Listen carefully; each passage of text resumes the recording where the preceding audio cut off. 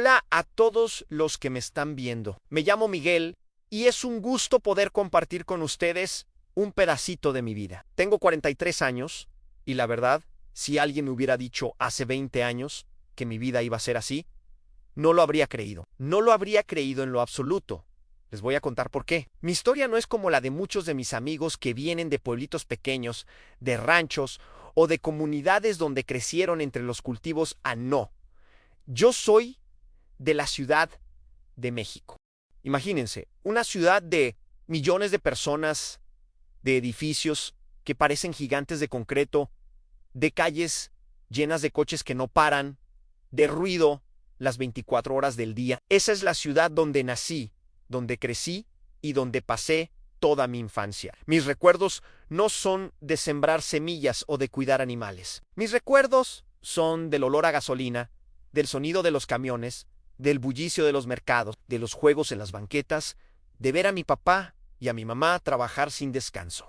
Mi papá era un hombre fuerte. Trabajaba en la construcción o a veces vendía cosas en un puesto ambulante, lo que se pudiera. Y mi mamá, ella era el alma de la casa, siempre haciendo magia para que la comida alcanzara, para que la ropa no se viera tan gastada, para que no nos faltara nada, aunque en realidad no tuviéramos mucho. Mi casa en la Ciudad de México no era una casa grande, era una casa pequeña, de esas que ves pegadas una a la otra, con un patio chiquito donde apenas cabía una maceta con una planta de chile.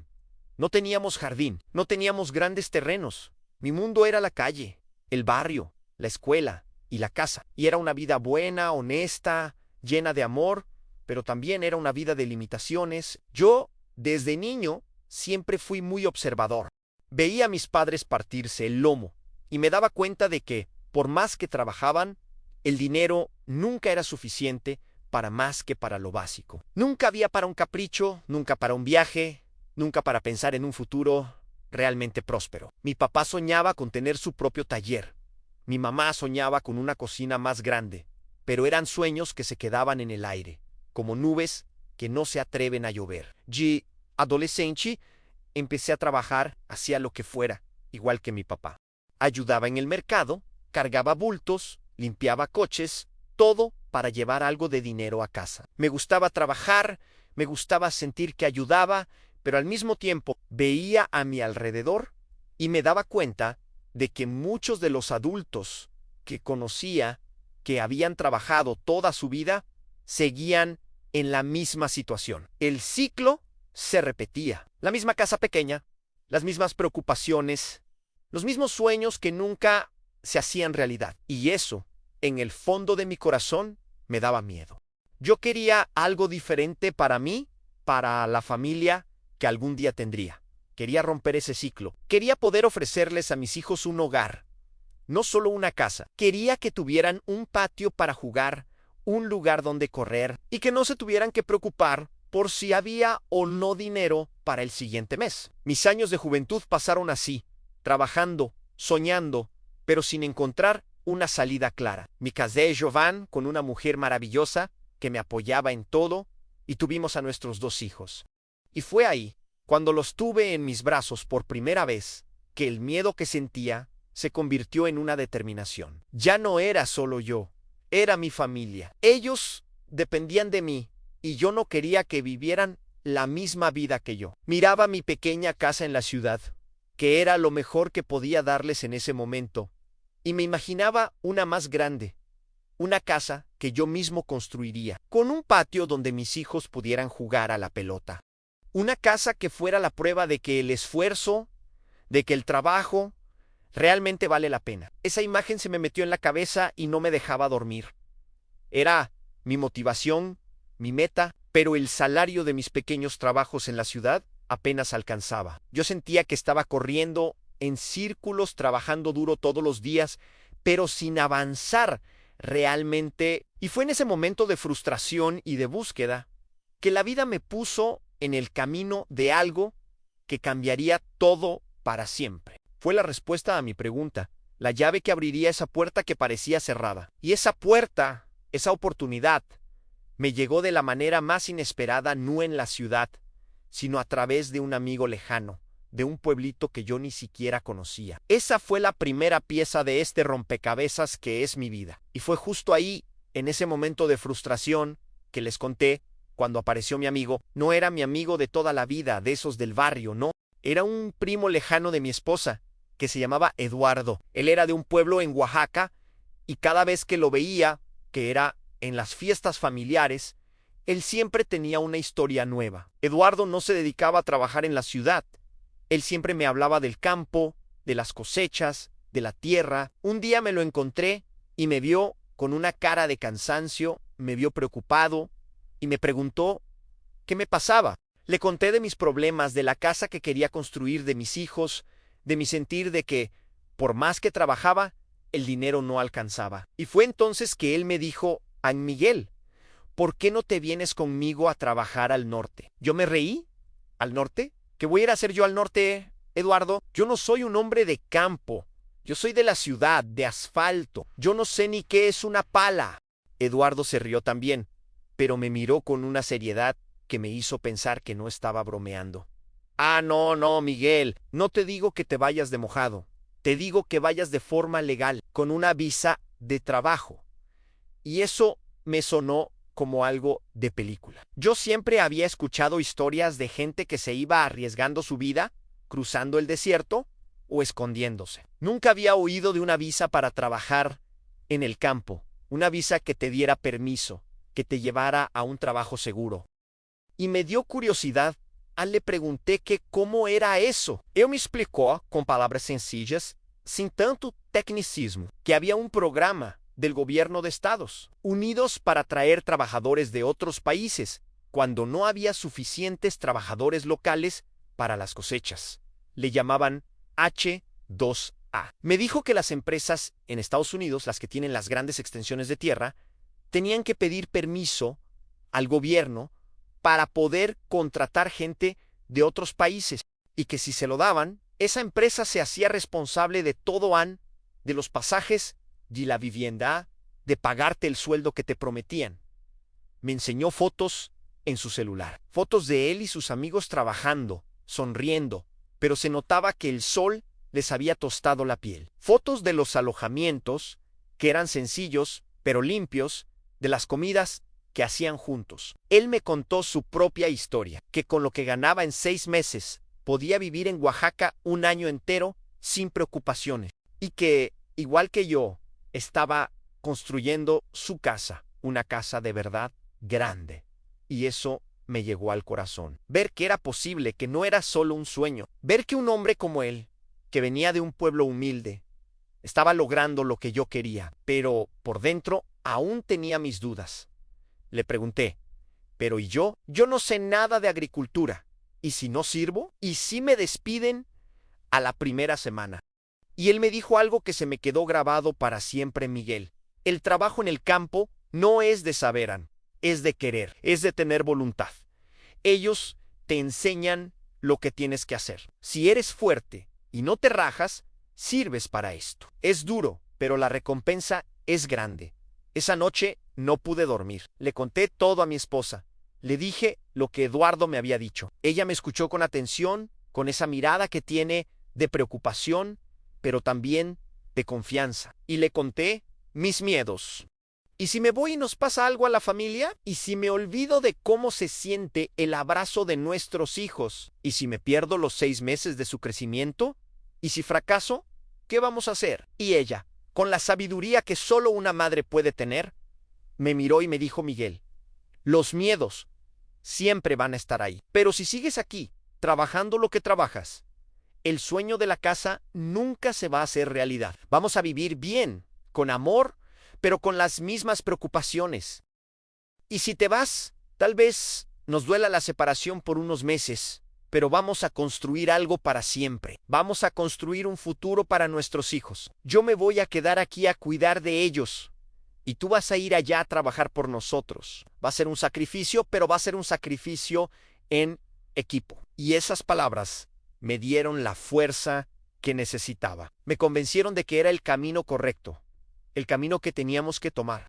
Y así, de esa plática en la Ciudad de México, entre un hombre de la ciudad y su esposa, nació la decisión de arriesgarme, la decisión de dejar atrás mi vida conocida por 6 meses, para construir la vida que siempre había soñado, la decisión de ir a buscar mi destino, no a escondidas, no por un sueño propio, sino por el sueño de mi familia. Fue el paso más grande y más difícil que he dado en mi vida. Y fue así como empezó mi búsqueda por la primera oportunidad para ir a los Estados Unidos. Una vez que mi esposa y yo tomamos la decisión, ya no había vuelta atrás. La incertidumbre seguía ahí. Sí, claro, pero ahora teníamos un plan.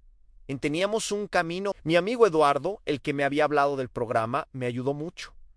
Él ya tenía experiencia, sabía a qué empresas contactar, a qué oficinas acudir. Él me dijo: Miguel, no te preocupes.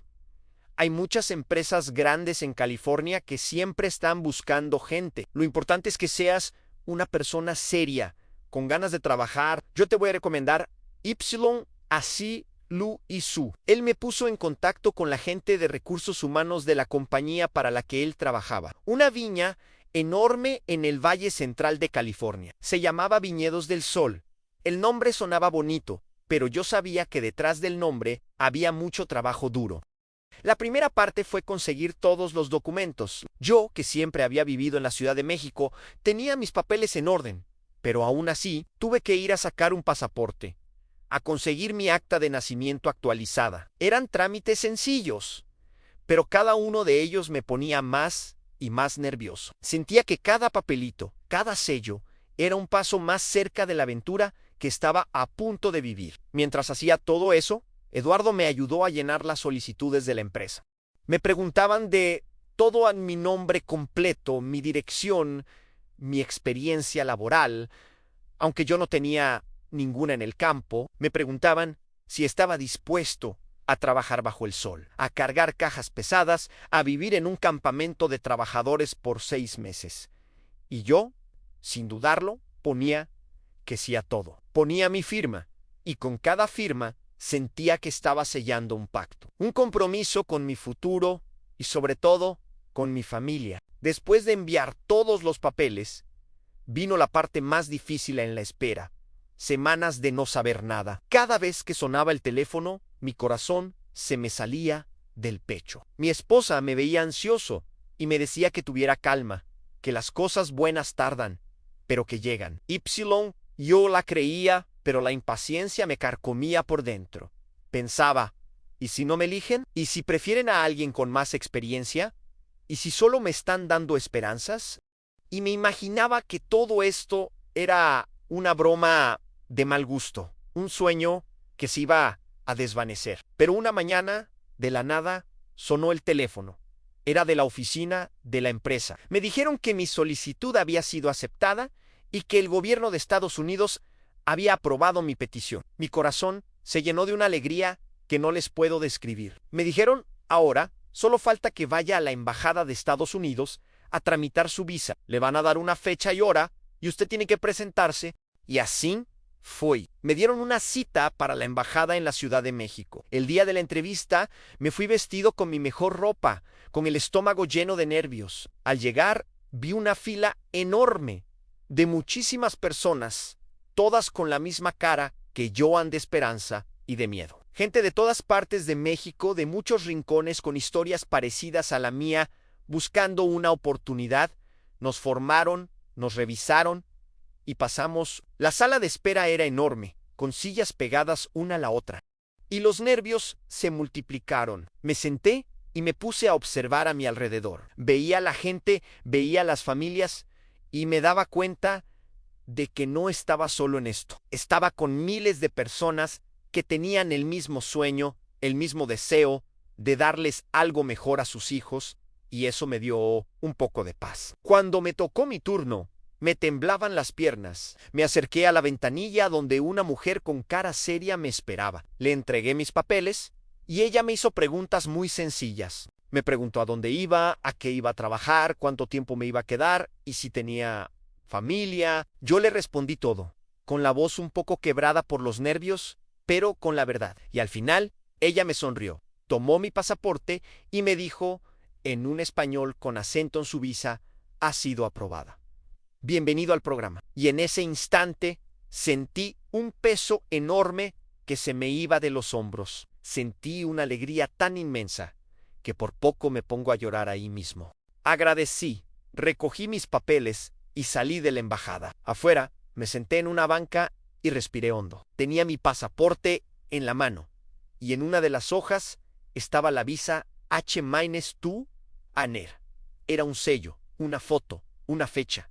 Pero para mí era mucho más que eso. Era la promesa de un futuro, la llave que me habían dado para abrir la puerta de una nueva vida. Era la prueba de que el riesgo que había tomado con mi esposa, el plan que habíamos hecho, no había sido en vano. Volví a casa y abracé a mi esposa. Le mostré el pasaporte y ella se puso a llorar de felicidad. Sabíamos que la separación se acercaba, pero sabíamos que todo iba a ser por una buena causa. Los siguientes días los pasamos preparándonos. Compré la ropa de trabajo que me pidió la empresa, un par de botas que me sirvieran para la tierra. Y por fin, un día, me llegó el boleto de avión. Tenía mi nombre, el destino en un aeropuerto pequeño, en California, la fecha de salida. El momento había llegado. Era la hora de partir, no. Llegó el día, y esa es una de las memorias más difíciles que tengo. Decirle adiós a mi esposa y a mis hijos. No era como irme por un fin de semana. Era por 6 meses. Mis hijos eran pequeños y sabían que papá se iba, pero no entendían realmente por qué o por cuánto tiempo. Mi hijo Mayo, Ere, me abrazó y me dijo, papi, no te vayas. Y esas palabras se me clavaron en el corazón como cuchillos. Mi esposa, con los ojos llenos de lágrimas, me abrazó fuerte y me dijo, todo va a estar bien. Aquí te esperamos. Ese abrazo, esa promesa, es lo que me dio la fuerza para subirme al taxi que me llevaría al aeropuerto. Miré por la ventanilla y la imagen de mi familia parada en la puerta de la casa, haciéndome adiós con la mano, es una imagen que se me quedó grabada para siempre. Es la imagen que me da fuerzas cuando el trabajo es muy pesado. Llegué al aeropuerto de la Ciudad de México, que para mí, que no estaba acostumbrado a viajar, era un lugar gigantesco, lleno de gente de todos lados, de maletas, de pantallas, con números y letras que no entendía bien. Con mi boleto en la mano y mi visa en el pasaporte, me sentí como un pequeño pez en un mar inmenso. Hice el check-in, pasé por seguridad y por fin me subí al avión. Era la primera vez que volaba en mi vida. El despegue fue algo que nunca voy a olvidar. Sentí el poder de ese motor, vi cómo la ciudad se hacía pequeña, cómo las casitas que conocía, los edificios, se convertían en maquetas de juguete. Me quedé pegado a la ventana, viendo las nubes por debajo de mí. Era algo mágico y aterrador al mismo tiempo. En ese avión, yo iba solo, pero al mismo tiempo iba con un montón de gente que, como yo, iba en busca de un futuro. Después de varias horas, llegamos a California. Aterrizamos en un aeropuerto que no era tan grande como el de la Ciudad de México, pero era igual de extraño para mí. Había rótulos en un idioma que no entendía, y la gente se movía con un ritmo diferente, más rápido, más individual. Y llegó la parte que más miedo me daba, en la fila de inmigración. A pesar de que mi visa era legal, a pesar de que llevaba todos mis papeles en orden, me temblaban las piernas. Veía a los oficiales, con sus uniformes, con sus caras serias, y sentía que cualquier cosa que hiciera mal me podía arruinar todo. Vi cómo a la gente le hacían preguntas, cómo le revisaban los papeles, cómo le ponían el sello en el pasaporte. La fila se movía muy despacio y cada paso que daba era una agonía. Cuando por fin me tocó a mí, me acerqué al oficial, entregué mi pasaporte. Me miró la visa, miró mis papeles y luego me miró a mí, a los ojos. Me hizo una pregunta en un inglés que apenas entendí, pero por suerte, sabía que me estaba preguntando el motivo de mi viaje. Con mi voz temblorosa, le dije, trabajo, cosecha uvas. Y el oficial asintió, me sonrió un poquito, me puso el sello en el pasaporte y me dijo, en un español lento y claro, bienvenido. Adelante, sentí que podía respirar otra vez. Salí de esa área de inmigración con el pasaporte en la mano y con una sonrisa que no me cabía en la cara. Ahora sí, estaba en los Estados Unidos. Salí a la sala de espera y vi a un señor con un rótulo que decía Viñedos del Sol. Era la persona que venía a recogernos. No solo me recogió a mí, había otros como yo, otros inmigrantes de distintos lugares, todos con la misma cara de cansancio, de nerviosismo y de esperanza. Nos subimos a una van y el conductor nos llevó en un viaje largo, muy largo. Vimos la ciudad quedarse atrás, vimos el paisaje cambiar, de repente todo era campo, todo era tierra. Y lo que más me impresionó era ver las filas de viñas, filas que parecían no tener fin, que se perdían en el horizonte. Era algo que nunca había visto en mi vida. El olor a la tierra, a las hojas, a las uvas, era un olor completamente nuevo para mí. Y en ese viaje me di cuenta de que mi vida había cambiado. Ya no era el Miguel de la ciudad, ahora era el Miguel del campo. Llegamos a la fazenda, o a la viña, como le llamaban. Nos llevaron a un campamento donde vivían los trabajadores. Era un lugar sencillo, con unas barracas grandes, donde había muchas camas. Era un lugar limpio, eso sí, pero no tenía el calor de un hogar. Nos asignaron una cama y nos dieron ropa de cama limpia. Y nos dijeron que mañana empezaba el trabajo. Esa noche me senté en la cama que me tocaba, puse mi maleta a un lado y saqué la foto de mi esposa y mis hijos. Los miré por un buen rato. Y por primera vez, desde que salí, sentí la soledad, sentí la distancia. Estaba a miles de kilómetros de mi familia, en un lugar completamente desconocido, en una cama que no era la mía, en un silencio que no era el de mi hogar. Cerré los ojos y me imaginé la risa de mis hijos, el abrazo de mi esposa. Y fue en ese momento que me di cuenta de que, a pesar de todo, no estaba solo. Tenía su amor, su recuerdo y su apoyo. Y con eso, sabía que podía empezar mi aventura. Con eso, sabía que podía ser el mejor trabajador del mundo. Con eso, sabía que podía ser el hombre que ellos necesitaban y que todo este sacrificio valdría la pena.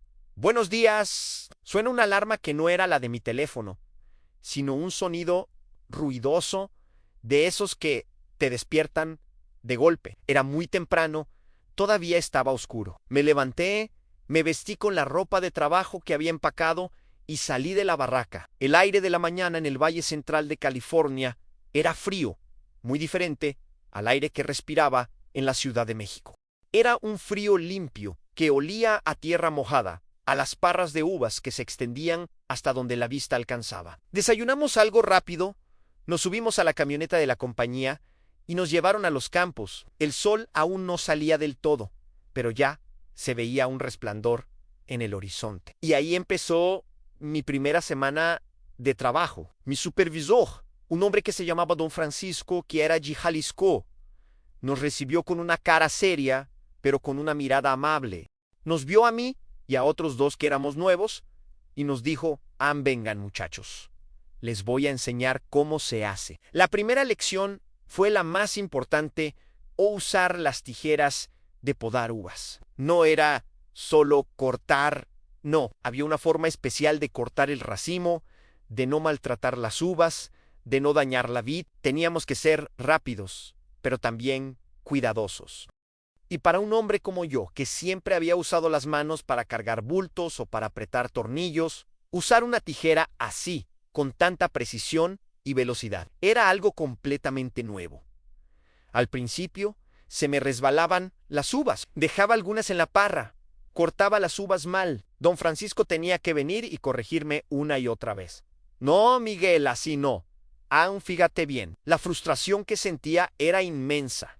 Veía a los otros trabajadores, los que ya tenían años de experiencia, y se movían con una agilidad que me parecía imposible. Cortaban un racimo, lo metían en la caja, y en un abrir y cerrar de ojos, ya llevaban la mitad de la fila. Y yo me sentía como si tuviera 2 pies izquierdos. Mis manos, que siempre habían sido fuertes, ahora sentían un dolor que no conocía, un dolor que venía de la repetición. Al final del primer día, mis manos estaban llenas de ampollas.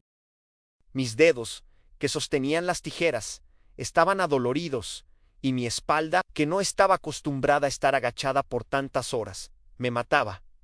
Pero lo que más me dolía era el orgullo. Sentía que no era lo suficientemente bueno, que no iba a poder, que Eduardo se había equivocado, al decirme que yo servía para esto. Y así pasaron los primeros días. Los músculos me dolían. El sol del mediodía en el Valle Central es un sol sin piedad. Te quema la piel, chije y sudar, te hace sentir que no puedes más. Y yo, que venía de la Ciudad de México de un clima más templado, sentía que me iba a derretir. Recuerdo un momento en el tercer día que me agaché para cortar un racimo y sentí un dolor tan fuerte en la espalda que pensé que ya no me podía levantar. Me quedé un rato ahí, con la cabeza entre las parras, con el sol pegándome en la nuca, y me dieron ganas de llorar, ganas de rendirme, ganas de tirar las tijeras y decir, esto no es para mí, no puedo más. Y en ese momento me acordé de mi hijo Mayo Ere diciéndome que no me fuera. Me acordé de la casa que quería construir. Y fue como si una fuerza invisible me hubiera levantado. Me levanté, me estiré un poco y seguí cortando uvas. Esa semana fue la más larga de mi vida, pero al mismo tiempo fue la más valiosa, porque cada día, aunque me doliera, aunque me sintiera frustrado, aprendía algo nuevo. Aprendía a ser más rápido. Aprendía a respirar. Aprendía a hidratarme. Aprendía a no rendirme. Al final de la semana, mis manos ya estaban acostumbrándose a las tijeras. Las ampollas ya no me dolían tanto. Y yo ya me movía con más confianza. Ya no era tan rápido como los otros, claro que no. Pero ya no era tan lento. Ya podía seguir el ritmo. Y el sábado, cuando nos dieron el primer cheque, el primer pago de mi trabajo en Estados Unidos, sentí una emoción que no les puedo explicar. No era un cheque muy grande, porque en la primera semana solo había trabajado de forma parcial y a un ritmo más lento, pero para mí no era un cheque. Era la prueba de que el sacrificio de mi familia no había sido en vano. Era la prueba de que el dolor en mi espalda, las ampollas en mis manos, el sol que me quemaba, todo eso valía la pena. Miré el número en el cheque y me imaginé cómo ese número se iba a convertir en un ladrillo de mi casa, en un techo para mis hijos, en un futuro mejor para mi familia. Y en ese momento supe que había hecho lo correcto. Y supe que, pasara lo que pasara, yo no me iba a rajar, que iba a seguir adelante hasta el final de la cosecha. Conforme pasaban los días, el dolor en mis manos y en mi espalda se iba haciendo menos fuerte. Mis músculos se acostumbraban al trabajo, al sol. Yo ya no me sentía tan lento. Empecé a encontrarle el ritmo a la cosecha de uvas, a la repetición de cortar, acomodar y seguir adelante. Ya no me sentía tan inútil. Y lo más importante, los compañeros de trabajo, muchos de ellos que también eran nuevos como yo, empezamos a forjar una amistad. Éramos un grupo de extraños que compartían un mismo destino y un mismo campamento. Ypsilon en Campo. El humor es algo muy importante. Te ayuda a pasar las largas horas bajo el sol. Y en ese contexto, me pasó algo que, hasta la fecha, me causa risa y un poco de vergüenza. Don Francisco, el supervisor, era un hombre que hablaba mucho en español, pero a veces usaba palabras o expresiones que eran muy propias del campo, de la agricultura. Yo, que venía de la Ciudad de México, de un entorno completamente diferente, no entendía bien todo el vocabulario. Y a veces, por no preguntar, terminaba metiendo la pata. Y eso me pasó un día, en la tercera semana de mi primer año. La cosecha de uvas ya estaba a todo lo que da. Los racimos estaban pesados, morados, jugosos. Era un trabajo muy bonito, aunque muy cansado. Ese día, don Francisco nos dio una instrucción muy específica. Nos dijo: muchachos, hoy quiero que pongan atención especial. No vamos a cortar todos los racimos. Hoy vamos a cortar las uvas doradas. Corten solo las que ya estén listas, las que tengan ese color dorado. ¿Entendido?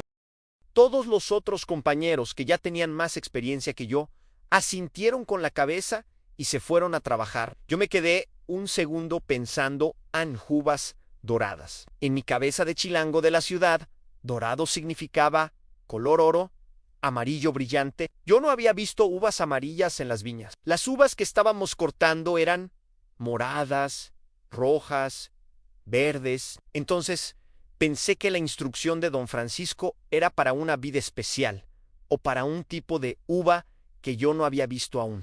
Con esa idea en la cabeza, empecé a buscar, mientras los otros compañeros llenaban sus cajas con los grandes racimos morados y rojos, yo iba despacito de vid en vid, buscando esa famosa uva dorada.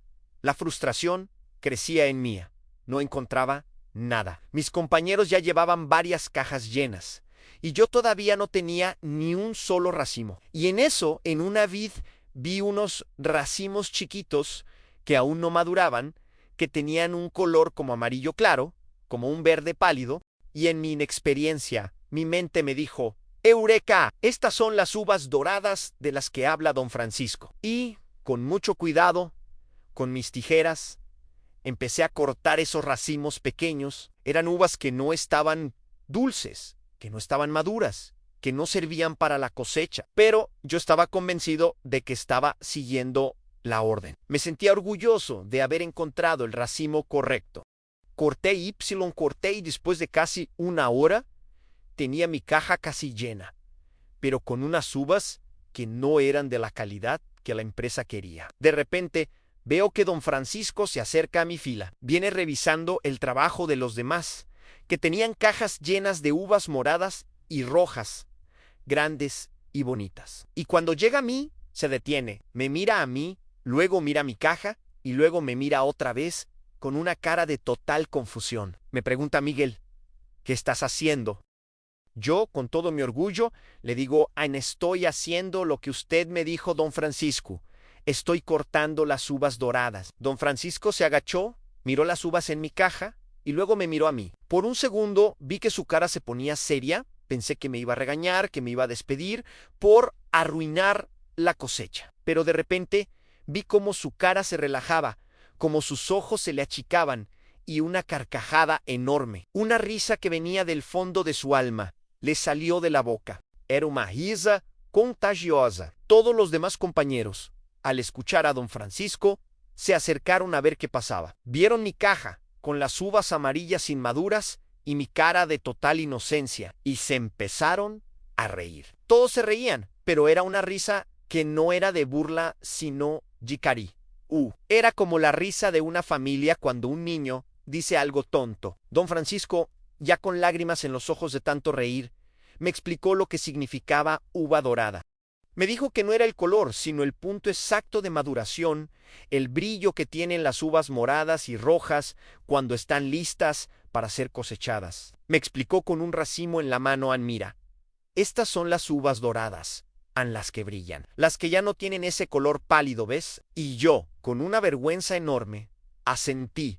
Me di cuenta de la tontería que había hecho. Pero lo que más me impactó fue que nadie se enojó. Me explicaron con paciencia. Don Francisco me dijo que no me preocupara, que a todos nos pasa, que nadie nace sabiendo. Y desde ese día, esa pequeña anécdota me convirtió en el chico de la ciudad que quería uvas de oro. Ya no me veían como un forastero, como un nuevo. Me veían como uno más, como un compañero al que le había pasado algo gracioso. Y a partir de ese día, el trabajo se hizo más fácil, porque ya no solo trabajaba con compañeros, sino con amigos. Y esa risa de don Francisco ese día me enseñó que el trabajo puede ser duro, pero con amistad y buen humor, todo sí puede. Y fue el primer paso para sentirme parte de esa gran familia que se forma en las cosechas. Esa anécdota de las uvas doradas fue el punto de quiebre. Ya no era el forastero, el chico de la Ciudad de México que no sabía nada del campo. Era Miguel, el compañero. Y a partir de ese momento, el trabajo en la viña, aunque seguía siendo muy duro, se hizo mucho más llevadero. Porque ya no solo estaba ahí para trabajar, estaba ahí para vivir, para convivir con un grupo de hombres que se convirtieron en mi segunda familia. En esos 10 años que he ido y venido, he conocido a gente de todas partes de México, con historias increíbles, con sueños tan grandes como los míos, y he aprendido tanto de ellos, no solo del trabajo, sino de la vida misma. Recuerdo a Juan. Juan era de Oaxaca, un hombre con más años que yo, con la piel curtida por el sol y unas manos que parecían de madera de tanto trabajar. Él ya tenía 15 años viniendo a trabajar al campo, era un sabio. Cuando yo todavía me quejaba del dolor de espalda, él me decía: a Miguel, No te quejes. El dolor de hoy es el pan de mañana. Y el dolor de espalda se va, pero el dinero en el bolsillo se queda. Él me enseñó trucos para no cansarme tanto, para cortar más rápido, sin lastimar las uvas. Me enseñó a trabajar con la mente, no solo con el cuerpo. Por las noches, en el campamento, me contaba historias de Oaxaca, de sus tradiciones y su familia. Me hacía sentir que no solo éramos compañeros de trabajo, sino que éramos hermanos en esta lucha. Juan era como el abuelo del grupo, el que siempre te daba un buen consejo y te hacía reír con sus historias de otros tiempos. Y luego estaba Luis. Luis era de Jalisco. Él era el alma de la fiesta. Aunque el trabajo era muy pesado, Luis siempre tenía una broma, un chiste, una canción en los labios. Él era el que ponía la música en el camión camino al campo. Él era el que nos hacía reír en la hora de la comida, cuando estábamos tan cansados que apenas podíamos hablar. Era un hombre alegre, extrovertido, que con su energía nos recordaba que, a pesar de las dificultades, la vida seguía siendo bonita. Los fines de semana, cuando teníamos descanso, él era el que organizaba los partidos de fútbol en un campo de tierra que había cerca del campamento. Con él me di cuenta de que la felicidad no es algo que se encuentra, sino algo que se crea, incluso en las circunstancias más difíciles. Me enseñó que el compañerismo y las risas son tan importantes como el agua y la comida. También estaba Carlos, de Veracruz. Él era un hombre más callado, más serio que Juan y Luis. Carlos era un hombre de pocas palabras, pero de mucho trabajo. Él siempre estaba concentrado en lo suyo, con una ética de trabajo que yo nunca había visto. Pero a pesar de ser tan serio, era una persona increíblemente amable y solidaria. Si veías a alguien batallando, él, sin decir una palabra, se acercaba a ayudarte. Si alguien se quedaba sin agua, él le daba de su botella. Con Carlos, aprendí que la fuerza de una persona no se mide por lo que dice, sino por lo que hace. Su ejemplo me inspiró a ser un mejor trabajador, a ser más solidario con los demás. Con él, aprendí que la bondad es un lenguaje que no necesita palabras. Y así, año tras año, la historia se repetía. Nos veíamos, nos convertíamos en una familia por 6 meses, y luego nos despedíamos. La despedida siempre era difícil. Era un adiós que en realidad significaba un hasta el próximo año. Y la emoción de ver a un amigo, a un compañero de la cosecha anterior, en el aeropuerto o en la camioneta, era algo que no tiene precio. Era la prueba de que lo que vivimos, lo que compartimos, era real. Eran lazos que se quedaban para siempre. Con estos hombres, no solo compartí el trabajo, compartí mi vida, compartí mi historia, mis miedos, mis sueños, y ellos compartieron los suyos.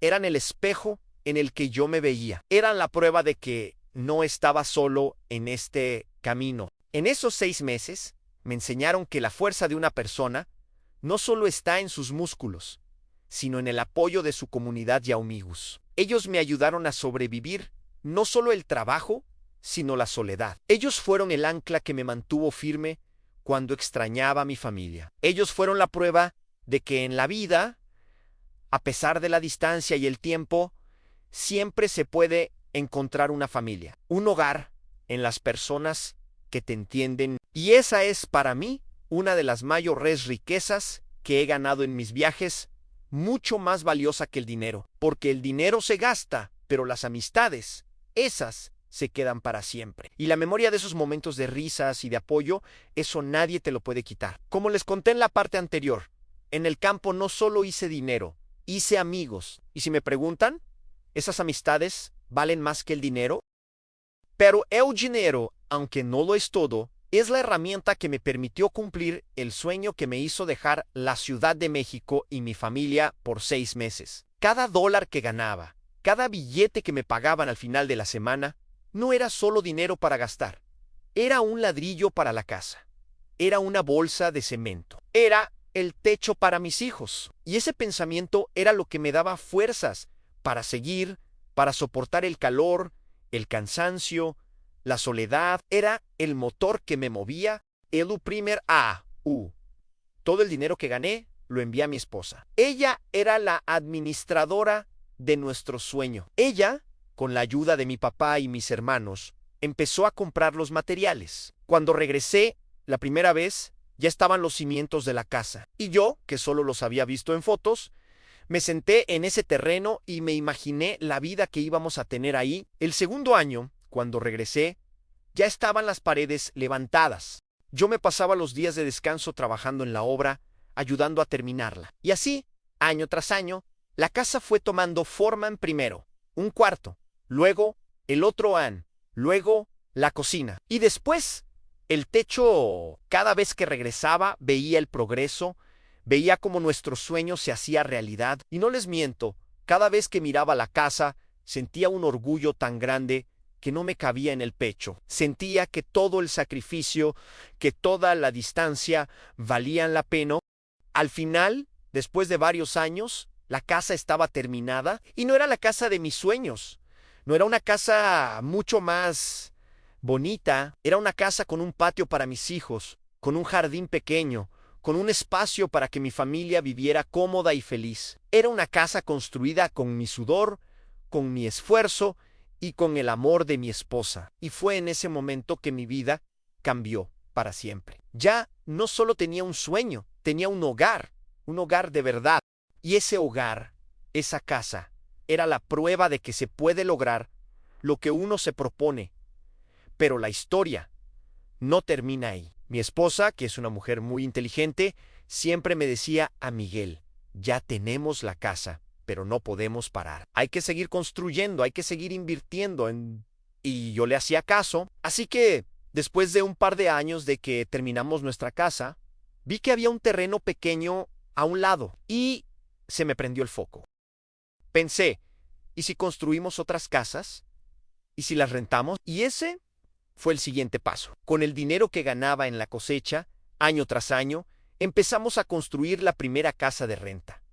Fue un trabajo duro, porque ya no era solo una casa, eran dos. Y luego, una tercera, y después, una cuarta. Con el tiempo y con el mismo sacrificio, con el mismo trabajo duro, fui construyendo 3 casas más. Y hoy, esas 3 casas están rentadas. Cada mes, el dinero del alquiler llega a mi cuenta. Y ese dinero nos ayuda a vivir. Nos ayuda a pagar las cuentas, a comprar la comida, a darle a mis hijos una buena educación. Una educación que yo no tuve. Mirando para atrás, me doy cuenta de que el Miguel que se subió a ese avión hace 10 años no tenía ni idea de lo que iba a lograr él. Solo quería una casa. Quería un hogar para su familia. Pero con el tiempo, con el trabajo, con la disciplina de ahorrar cada dólar que ganaba, logró mucho más. Logró convertirse en un pequeño empresario. Y eso, para un hombre que creció en la Ciudad de México sin nada, es algo que no tiene precio. Hoy, yo ya no tengo la misma necesidad que antes. La renta de esas casas me da una estabilidad que me permite no depender al 100% de la cosecha. Me permite tener una tranquilidad que nunca antes había tenido, pero aún así sigo yendo. Sigo yendo cada año a la cosecha de uvas.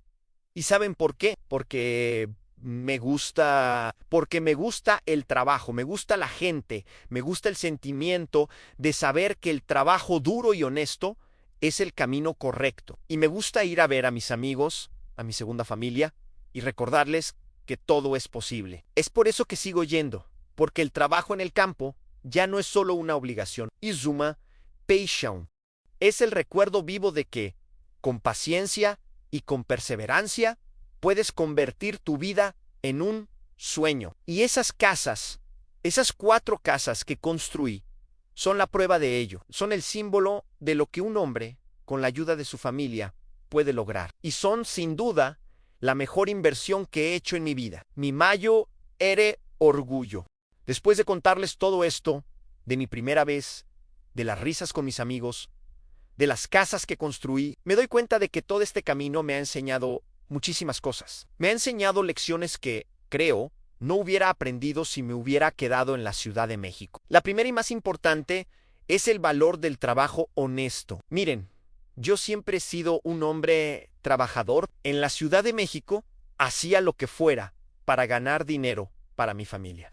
Pero era un trabajo muy diferente. Era un trabajo en el que sentía que, por más que me esforzaba, no avanzaba. Era como correr en una banda sin fin. El trabajo en el campo, con la cosecha de las uvas, me enseñó lo que es el trabajo de verdad. Me enseñó a usar mi cuerpo y mi mente de una manera que nunca había usado. Miense, que si te esfuerzas y eres constante, el resultado es tangible. Lo vi en mis manos, que pasaron de tener ampollas a ser manos fuertes, que sabían lo que hacían. Lo vi en la cara de don Francisco, que al principio me veía con incredulidad, pero con el tiempo me veía con respeto. Y lo vi claro en las paredes de mi casa y en las llaves de las casas que construí para rentar. El trabajo honesto, aunque sea muy duro, es la única forma de conseguir algo que valga la pena. Es la única forma de dormir con la conciencia tranquila y de mirar a tus hijos a los ojos con la frente en alto. La segunda lección que aprendí es sobre la importancia de hacer las cosas bien. Cuando mi amigo Eduardo me habló del programa H2A, lo primero que me llamó la atención es que era un camino legal. Yo siempre he creído que la vida hay que vivirla de la manera correcta. Y aunque he escuchado historias de personas que, por necesidad, han tenido que cruzar la frontera de manera ilegal, yo sabía que ese no era el camino para mí. Que mi sueño, mi meta, no valía la pena si tenía que vivir con miedo, con el riesgo constante de que me pasara algo, o de que me deportaran y mi familia se quedara sin nada. La visa H2 no me quitaba el miedo, claro, porque siempre había el miedo de que no me la dieran, o de que algo saliera mal, pero era un miedo diferente, era un miedo que tenía una solución, que tenía un camino.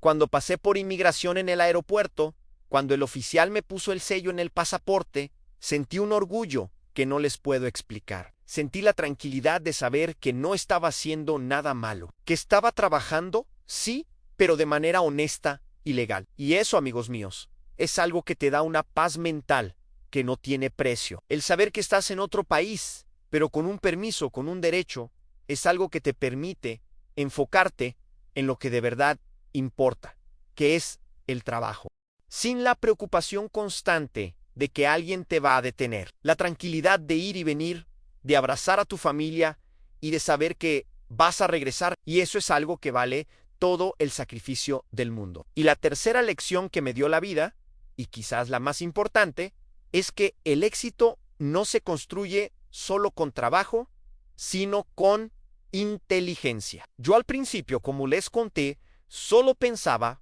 en el dinero. Quería ganar lo más que pudiera para la casa.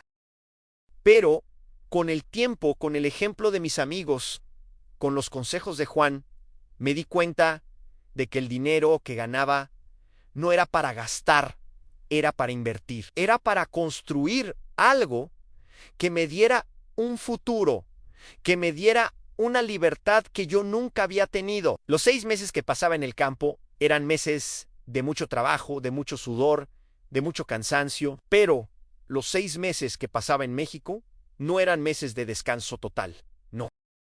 Eran meses de trabajar en las casas, de buscar los materiales, de hablar con los albañiles, de administrar el dinero, de construir el futuro. Y esa es la lección más grande. No es solo el trabajo duro, es el trabajo inteligente. Es el saber que el dinero que ganas con el sudor de tu frente no se gasta en cosas que no necesitas. Se gasta en cosas que te van a dar más dinero, que te van a dar una seguridad para el futuro. Se gasta en un futuro para tus hijos, para tu familia.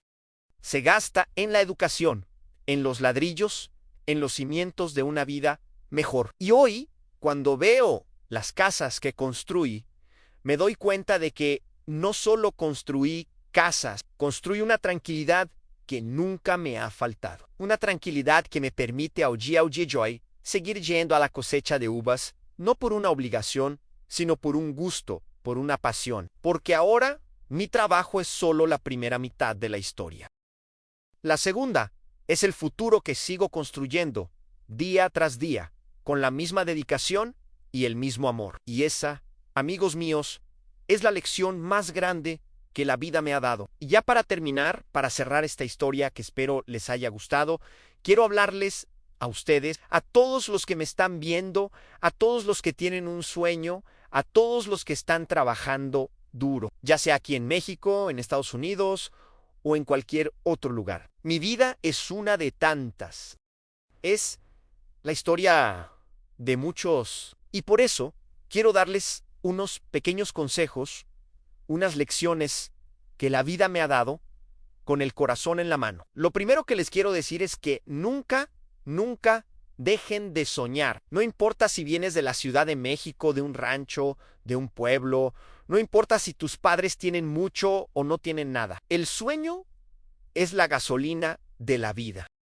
Es lo que te hace levantarte cada mañana, incluso cuando el cuerpo te duele, incluso cuando el sol quema, incluso cuando la soledad te ataca. Yo soñé con una casa para mi familia, y ese sueño fue el que me dio la fuerza para subirme a ese avión, para aguantar la primera semana de trabajo en la viña, para seguir ahorrando cada centavo, y lo logré. Y si yo pude, ustedes también pueden.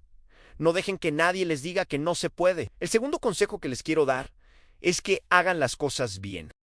Yo sé que hay muchos caminos y yo sé que a veces la desesperación es grande. Yo escuché muchas historias de mis compañeros, de gente que se arriesgó por el camino equivocado, y yo los entiendo de corazón. Pero si hay una oportunidad, por más pequeña que sea, de hacer las cosas de forma legal, de hacer las cosas bien, háganlo.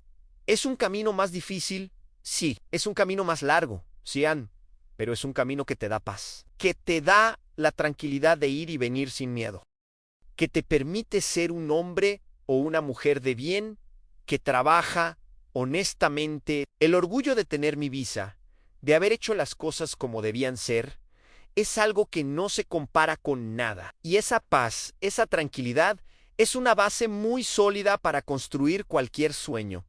No sacrifiquen su paz por la prisa. La paciencia es la mejor herramienta para construir algo que dure. Y hablando de construir, la tercera cosa que les quiero decir es que el dinero no se gana para gastarse, se gana para invertirse. No se trata de cuántas cosas compras, sino de cuántas cosas construyes. Yo al principio, como les Gigi, no sabía una dajada, pero aprendí a no gastar en cosas que no necesitaba. Aprendí a ahorrar cada dólar, cada peso, con el fin de un día tener la casa. Y cuando la casa estuvo lista, aprendí a invertir. Aprendí que el dinero que uno gana con el sudor de la frente no puede guardarse debajo del colchón. Tiene que ponerse a trabajar. Tiene que multiplicarse. Y para mí, la mejor forma de hacerlo fue con las casas. Las casas que construí no son solo ladrillos, son una seguridad. Son futuro. Son la prueba de que el trabajo de hoy puede dar frutos para el resto de la vida. No se gasten sus ganancias en cosas que se olvidan. Piensen en el futuro, piensen en sus hijos. Piensen en lo que pueden construir para ellos, porque esa es la verdadera riqueza. Y por último, y esto es lo más importante de todo, no lo hagan solos. Busquen a su comunidad. Yo tuve la suerte de encontrar a don Francisco, a Juan, a Luis, a Carlos, a una familia de hombres que venían de todas partes, pero que tenían el mismo sueño. Y con ellos, las largas horas de trabajo se hicieron más cortas. La soledad se hizo menos grande. La comida se hizo más rica. No podemos vivir la vida solos. Busquen a gente que tenga las mismas ganas que ustedes, que tenga los mismos sueños. Apóyense, rían, lloren juntos, celebren los triunfos de los otros. Porque el camino es difícil, pero si tienes a alguien a tu lado, a alguien que te entienda, que te ayude, que te dé una mano, el camino se hace mucho más fácil, mucho más bonito. Y esas amistades, esas conexiones, son el tesoro más grande que la vida me ha dado. No se olviden de la gente que está a su alrededor. Y con todo esto, con todo lo que les conté, con mi historia de un chico de la Ciudad de México que no sabía nada del campo y que ahora es un hombre que tiene un hogar y un futuro para su familia, quiero decirles que sí se puede, que los sueños no son imposibles, que el trabajo honesto y la perseverancia son la llave. No hay atajos para el éxito que valga la pena. Hay trabajo, hay esfuerzo, hay sacrificio, pero al final del camino, la recompensa es mucho más grande que todo lo que tuvieron que dejar atrás. Hoy, cuando me siento en mi casa, en mi patio, y miro a mis hijos jugar, me doy cuenta de que cada gota de sudor, cada ampollas en las manos, cada noche que no pude dormir valió la pena. y que yo no soy solo el hombre de la ciudad, soy el hombre que se atrevió a soñar y a trabajar por ese sueño. Gracias por escuchar mi historia. Si les gustó y si esta historia les dio un poco de esperanza o si los hizo reír, los invito a que sigan el canal Mi Historia Americana. Y si quieren, para que yo sepa de dónde me ven, coméntenos aquí abajo de qué ciudad, de qué país, de qué estado están viendo este video. Y recuerden, no importa de dónde vengas, lo que importa es a dónde vas. Hasta la próxima.